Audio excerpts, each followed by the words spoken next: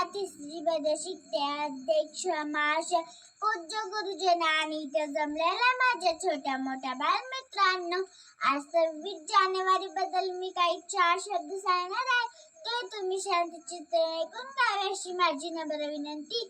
आज 26 जानेवारी आपल्या भारताचा प्रजासत्ताक दिन साजरा करत आहोत. प्रथम सर्वांना प्रजासत्ताक दिनाच्या हार्दिक शुभेच्छा. 26 जानेवारी हा एक राष्ट्रीय सण आहे. 26 जानेवारी 1950 रोजी भारतात संविधान लागू झाला. डॉक्टर बाबासाहेब आंबेडकर हे भारताचे संविधानाचे शिल्पकार आहे. हा दिवस शांतता आणि ऐक्य शिकवतो. मला भारतीय असलेला अभिमान है. गुंज रहा है दुनिया में हिंदुस्तान का नारा, चमक रहा है आसमान में ये तिरंगा हमारे. एवढे बोलून मी माझ्या भाषेसोबत आहे. जय हिंद, जय महाराष्ट्र. अरे वाह.